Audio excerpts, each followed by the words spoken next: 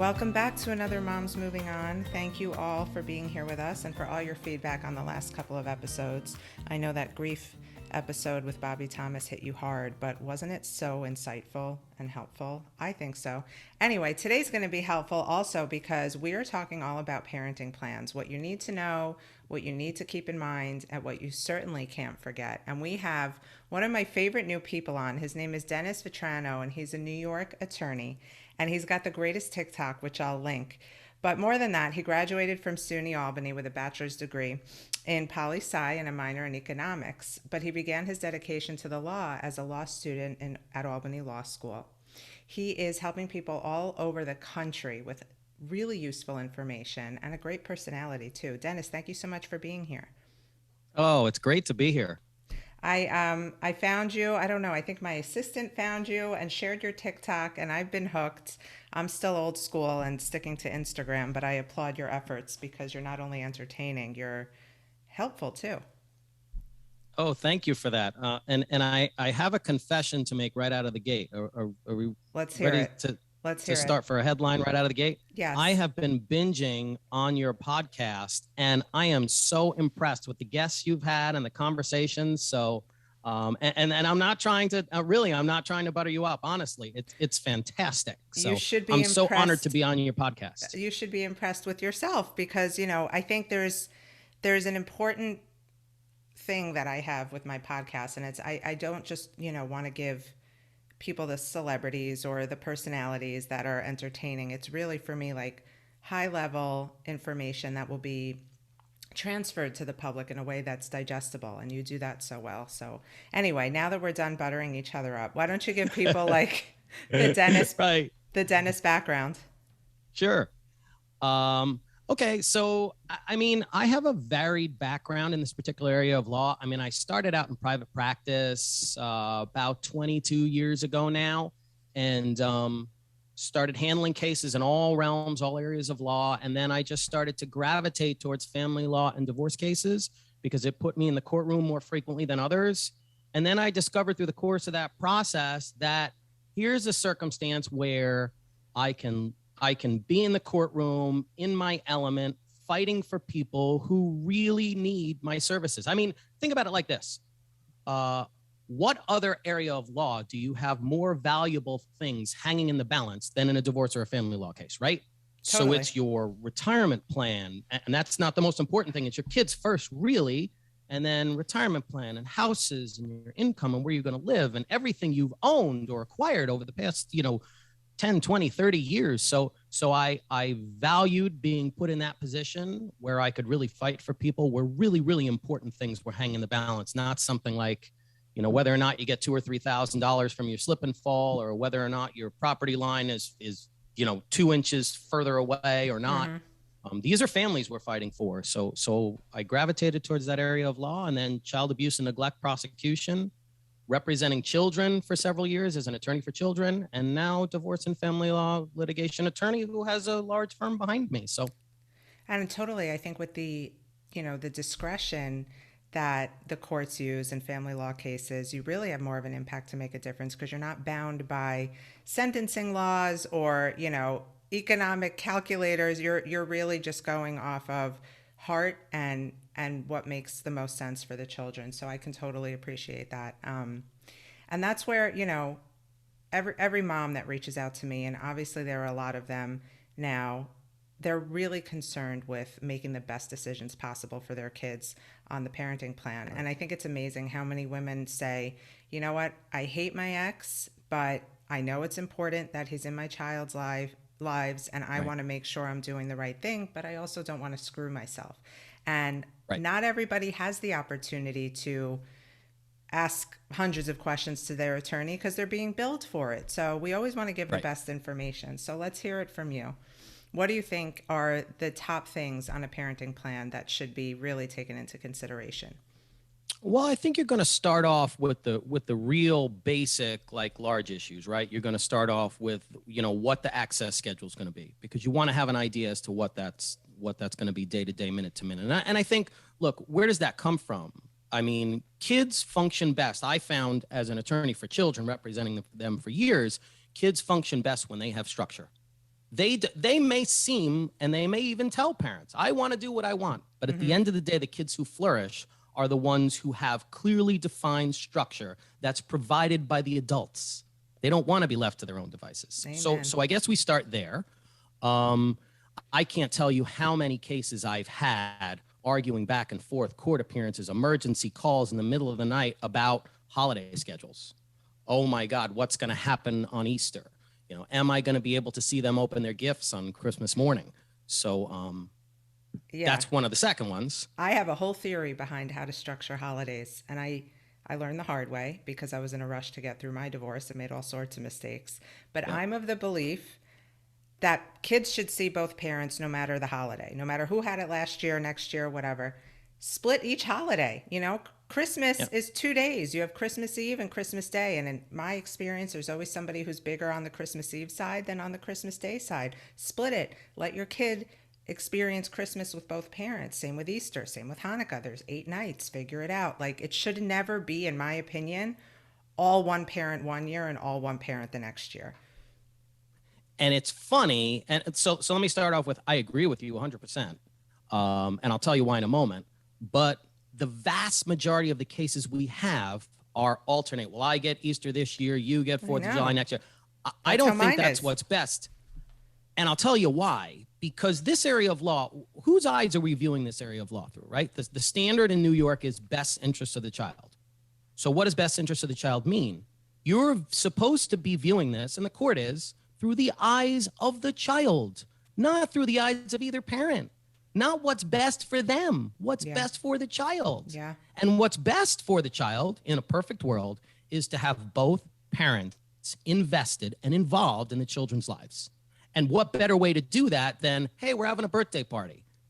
You can come over. Or if you can't come over, we're going to have a birthday party in the morning and you're going to have something in the afternoon. Mm-hmm. So on the birthday, on the child's birthday, they get to see both parents. Yep. Christmas, same thing. But here's the problem, Dennis. We start creating this parenting plan when we're at our most emotional and angry and resentful and out for blood, and it's so easy to lose sight of what the kids need. And I hate to say it, but in all of my experience working with my clients, there's always, and I hate to say, it's usually the male who's driven by ego in this whole crafting of the parenting plan. I want what's fair. I want what's fair for me. And I want what's mine. And what's fair for the parents is almost never what's fair for the kids. Yep. And let me say this. Let me take the ego thing and turn it and shift it slightly. The way I describe that is I call it parental pride. Mm-hmm. I think there are so many dads out there. And listen, don't think for one second I'm bashing dads. What I'm saying is, you're speaking the truth. If you want to be a dad, be a dad. So drop them off at daycare. Know who the teachers are. Know what the dentist had to say at their last checkup. You know, be involved in every aspect. Mm-hmm. I find I have a lot of cases where I represent the mom, and they'll say to me, well, my soon-to-be ex says they won't agree to anything less than 50-50. Yep. Meanwhile, they're working 100 hours a week. They've never been involved from the start. They have no plan as to how they're going to take care of the child, but it's got to be 50-50. So I tell my clients, never acquiesce to parental pride on the other side, especially if it's not realistic. Mm-hmm. I can't tell you how many clients I've had whose ex-spouses are orthopedic surgeons and, you know, CEOs that travel 300 days of the year, but they want 50-50 because it's what's fair. And it's so illogical to me. It is.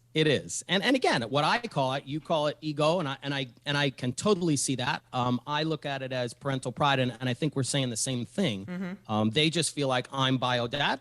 I automatically get 50-50. And I have to, even when I have the dad in those cases, I have to politely remind them, no, that's not the way the law works. This is viewed through the eyes of the child. It's what's best for the child. Yep. And I don't see the judge saying if you're, you know, a long haul trucker traveling, you know, 6 months out of the year that you're going to somehow have 50-50 and stick the child with a daycare provider. Right. It's not fair to the child. Right.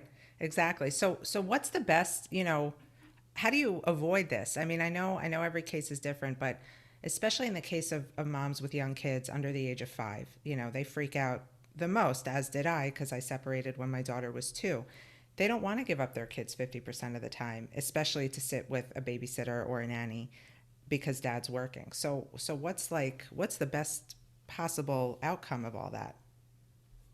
I think, as I said, my advice to my clients generally is not to give in to the other side's parental pride, because what that ultimately leads to is they ask for 50-50, they don't exercise it, child's with a daycare provider, child's unhappy, and then where do you end up? You just end up back in court. Mm-hmm. So I think a lot of the clients in the process just want to get out. Mm-hmm. I want to get it over with. They're insisting on 50-50. Let's just get it done. Right.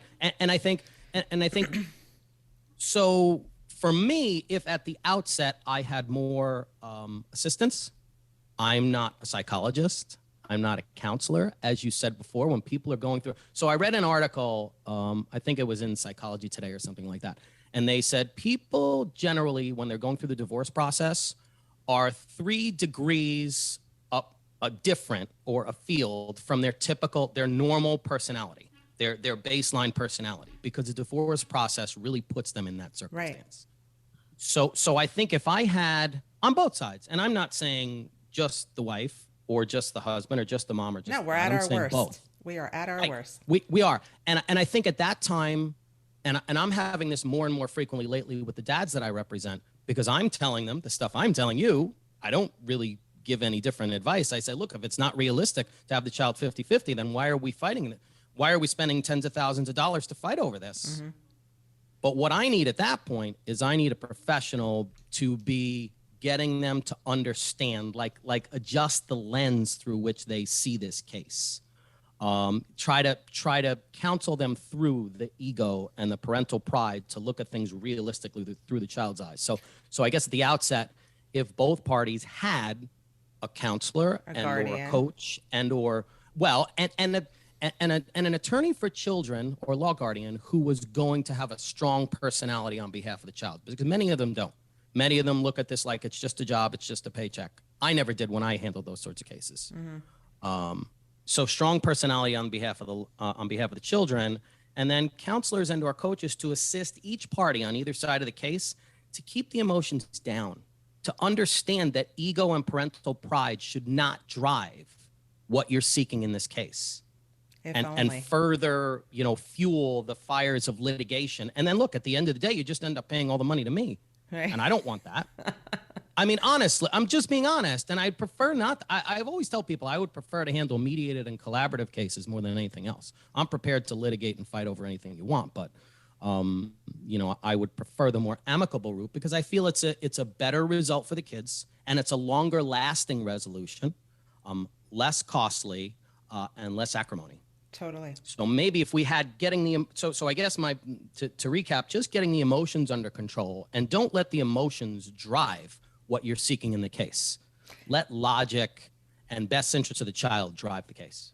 And if you're a parent who's listening, who is able to put emotions to the side and is now fearful of the emotions and the pride and poor decisions that your ex is trying to insert into the process, have a little faith and lean on your attorney. And I always say, my clients will call me freaking out. He said he's going to do this. And I always say, just because someone says something doesn't make it true.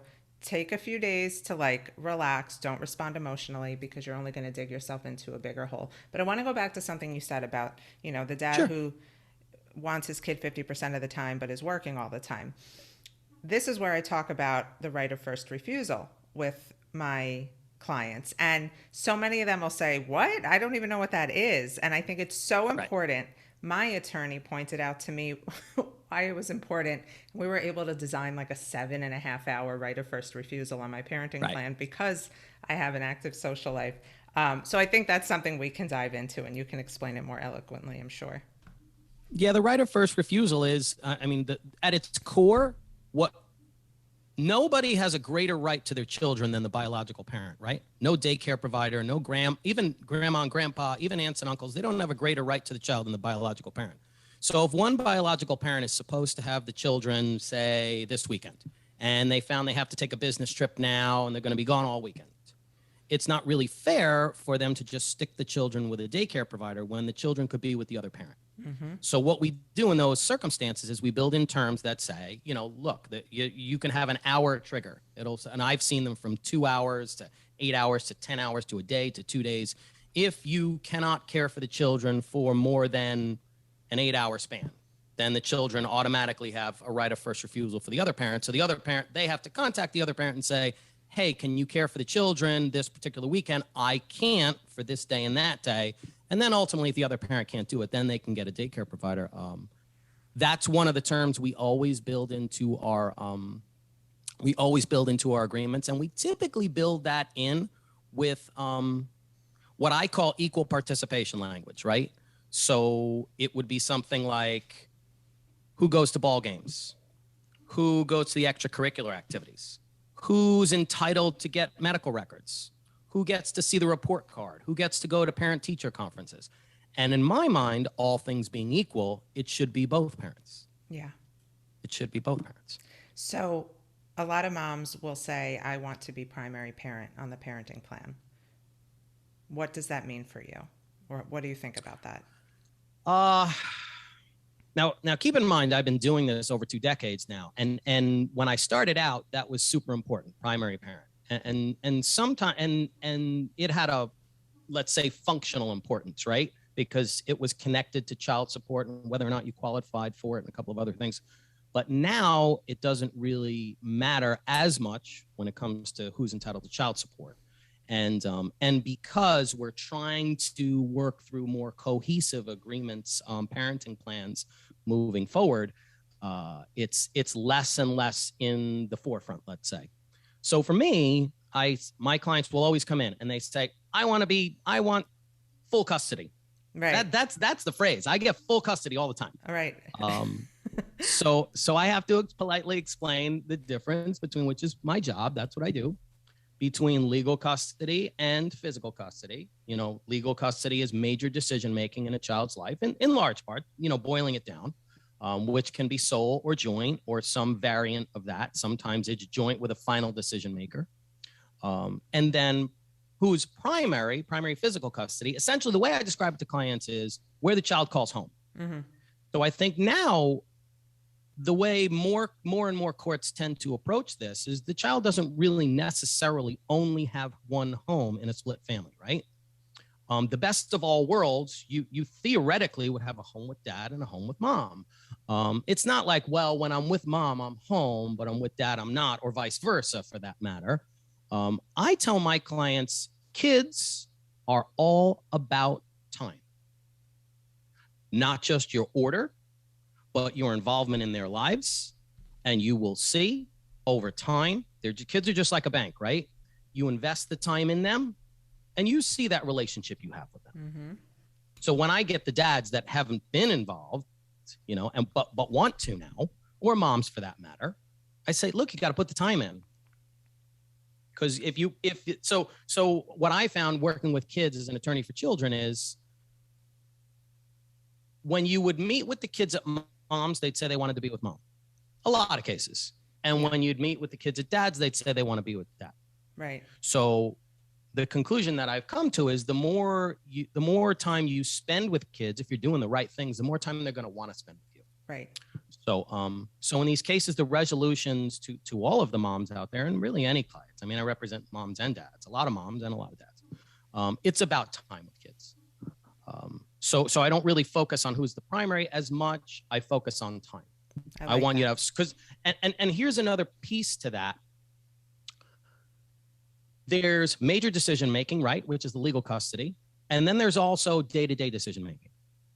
Major decision-making in a child's entire life is only a handful of decisions. Right. A perfect example is what religion you want to raise them as, right? But what do they eat for dinner tonight? Which friends do they see? What sports are they involved with? Uh-huh. How do they dress? What clothes do they wear? Those things are all more within the purview of day-to-day decision-making. And the person who has the child with them at that time makes those decisions. So therefore, if you have your children 75% of the time, you can anticipate about 75% of the decisions in the child's life you're going to be making yourself. Until they're old enough to tell you, I'm not wearing that and I'm going to go see this friend, right? Until at one point they're in control of you. That's right. And that comes sooner rather than later. I'm a father of a 5-year-old daughter and a 6-year-old son. And my 5-year-old daughter now, she picks all of her own Yeah, clothes. you're not You are telling her not what to telling her wear. what she's gonna wear. Hell no. I've got She that tells happening in daddy the what other she's room. doing. I know. But that brings me to a good point, because I know in my experience personally and women I've worked with, um, regardless of who is primary parent, the other parent will always try to exercise some control over what's happening in the other parent's home. I don't Yep. want her wearing that, or I don't want her watching that, or why are you feeding her this? And I Yep. always say, not their home, not their problem. I Right. personally, if you're dealing with a high conflict ex spouse, I don't think it's okay to just consistently bow to their needs because they're controlling you from afar. You might as well have stayed married. But I'm wondering Right. what your take on that is. Um, so I agree with that 100%. And I will tell you, so in my career as prosecutor for child abuse and neglect, representing children and representing people in divorce and family law cases, I've taken a lot of training on domestic violence, right? And as soon as you say control to me, that automatically bespeaks a domestic violence relationship. And I know for many, they say, well, that's going way too far. I wasn't getting beaten up. I wasn't, but once people start thinking they can control what you do in your life, that's the beginning of what that is. Yeah, 100%. At its core. Yep. So I think many people who split, who go through a divorce, many women especially, don't realize they were in a domestically violent relationship all along. And just because you weren't getting beaten up, and just because the police weren't showing up to the house doesn't mean you were in a domestically violent relationship. Once people start telling you what you can do in your household, what you can wear, where you can go, what friends you can see, or those incessant texts, who are you with? Where are you? When are you coming home? Ugh, Dennis, That's but control to me. this is all of us. So many of us are dealing with this. It is. But it is. But you need to hear this, people, from the lawyer's perspective. You're not in violation of your parenting plan if your kid is wearing an outfit your ex-husband doesn't like. No. That's just science. Like, that's the way it is. And that statement is absolutely 100% true. Absolutely 100%. And more than that, your parenting plan is there to protect you. Like, everything you need to figure out between the two of you is in that plan. So outside of that, your ex is not allowed to make the decisions for you. And women, myself included, we get so nervous, like, well, maybe if I just listen to him, he'll leave me alone. No, if you listen to him, he's going to keep trying to exert control. Right. And I think the thing is, when you're dealing with, and I'll call it what I believe it to be, when you're dealing with an abuser, because anybody who's trying to control you is that, in my mind, even if it's to a minimal degree. When you're dealing with someone like that. So how do you deal with that? How do you deal with those high conflict custody and visitation cases that I've had for years? Do you gray rock? Do you parallel parent? What's the best answer? And and we can talk about those later on if you'd like. My bottom line for clients is always, do not acquiesce. Because I think when the person on the other side tries to control you, if you think that simply by acquiescing, agreeing to whatever it is that they want, that somehow that's going to fix everything, it's my experience is it does not. It does not. It never does. It always leads to more. No. You give them a little rope and they, 100%. God, okay, now we're getting personal. Okay, so a few other things you would like for us to keep in mind when creating a parenting plan. Well, let's start off with one thing. I think you have to look at the parenting plan like it's a floor, right? I have so many clients that come in and say, well, I just want to say, joint custody and we'll agree on everything else. Those bare bones orders are recipes for disaster. Yeah. Because, this is the way I explain it to clients. I say, look, get this order, this plan as a floor. And this is what we find in these cases very frequently. People come in amicable. We're ready to split. We're good. We're no problem. We'll work through it ourselves. And then 6 months later, there's a new girlfriend or a new boyfriend or a new husband or wife, and everything goes south. Now you're at loggerheads, right? And you just can't work through this. Mm-hmm. Your floor, your order was meant to be a floor, the minimum you could count on in your circumstance. So when you go through this case, think about it like this. If the worst were to happen and let's say they're amicable now, maybe they're devil incarnate now, who knows? But if you're amicable, I mean, honestly, we've seen that, believe me. if you're amicable now, or even if you're dealing with devil incarnate, right? Floor. What are the minimum things you know you need to count on with your kids? Mm-hmm. So you need your schedule, right? You need phone access. You'd want email access. You'd want to know where they're going to be on vacation so you can have contact with them in case of an emergency. You'd want to be equally involved in everything that's out there, all of the school events, all of their extracurricular activities, all the information from teachers and doctors, etc. Right of first refusal is a really good idea. Holiday schedule. And again, remember, even in the most amicable circumstances or the most contentious circumstances, this is your floor. Your ceiling is whatever the two of you can work together to agree to. Okay? That's your ceiling, which can be sky's the limit. And I will tell you in these cases, life happens. You're running late from work, right? Now your order may say, hey, you gotta be there for pickup and drop off on time. 20 minutes late. Are you going to have that problem? Of course you are. Mm-hmm. Are they? Of course they are. Mm-hmm. So you need to understand that ultimately it never works to strictly interpret each provision of the order, and that's all you can rely on. Yeah. But you still need it as a floor. Yeah, you definitely do. I recently met with a new client who told me her agreement is dad can see the kids whenever he wants as long as he gives 2 days notice. And I'm like, honey, we gotta work on this, because you are going to be working for that man. And that's, oh my God, right. That's, you have to really, like you said, I think vacation and travel are super important. You want to know where your kids are going to be and being able to communicate with your children. I had to modify my own parenting plan to make it so that my daughter could FaceTime me twice a day. Right. She was 2 and wanted mommy. And so I put that in there, and not because I don't think her father would have allowed her to call me or not, but I just wanted to make sure I had that opportunity. And that's something that many parents will say to me, I don't speak to my kids all weekend. And I'm like, no, that's not healthy. Yeah, that, and in my view, it should be when the kids want to. And let's listen, sometimes it's built into the order. You have to know your kids, right? When I say be a dad or be a mom for that matter, I think my personal view, and not everybody's going to agree with this, is I think moms are more in tune with their kids right out of the gate. Yes. As soon as they're born, moms are just in tune with their kids. It's biological.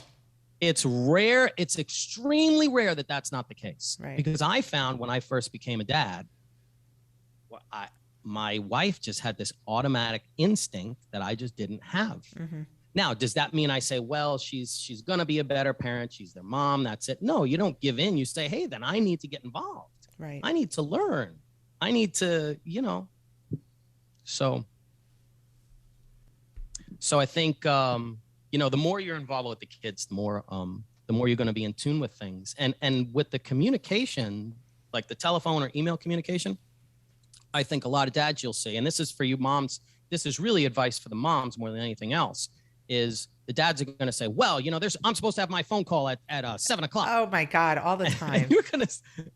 And you're going to say your kid is in the middle of a tantrum over the broccoli that was in his pasta. And so I don't know what to tell you. Right.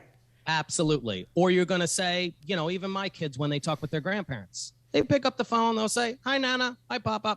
Then they're playing with their toy or this or that. Totally. If you get a hi or you get a mommy or daddy, I love you, that's good, man. That's good. Or even just hear their voice. But I think when you're in tune with your kids, which I think moms tend to be on average a little bit better out of the gate, that. You understand what it's like to be with a 4-year-old, 5-year-old, 6-year-old, and your email, telephone contact is not going to be the same thing as when they're 12 or 13. Right, and you can't be the parent who takes it personally and then addresses it with your child, because then they'll never want to speak to you. Just saying. That's right. You can't punish. Again, all these are meant to be is just a contact, and again, I can't stress enough. This is viewed through the eyes of the children. I have so many parents say, "Well, I'm entitled to this," and fuck your entitlement, guys. Yes. Right. This is not a toaster. This is a child. Yeah, exactly. I love it, Dennis. You are so insightful. And I love that. Your passion for helping the families, not just getting people divorced, is so clear and so evident. I wish we could talk about this all day, but I know we have other things to do. Can you please share with us where everyone can find you and your amazing TikTok and all that? Well, you can find us at Dr. Vetrano Law, and I believe I'm at DRV Law on TikTok. He thinks, you guys, he thinks. He's so good at it that he doesn't even I know. know. This comes from a guy that's got like 10,000 things going on at any given time. Let's see what we got. Yes, we are at DRV Law for the TikTok, and I will tell you for that, I'm gonna try to thank you everybody for tuning into that and participating and making comments. I want to encourage an open dialogue there. I think it's cathartic for people. It's therapeutic. That's one of the things I love about my TikTok. So, check that out and keep trying to put out as much good information as we can. And just have a place where you can talk and exchange ideas back and forth. So, And I'd also really like to applaud your website. I'm going to link it in the show notes. There are like so many blogs that are worth reading and checking out on so yeah, many topics related to divorce and co-parenting. So I highly suggest that too. And keep sending in your topic requests. I love to make miracles happen over here. And I appreciate your listening and your feedback. Dennis, thank you so much for being here.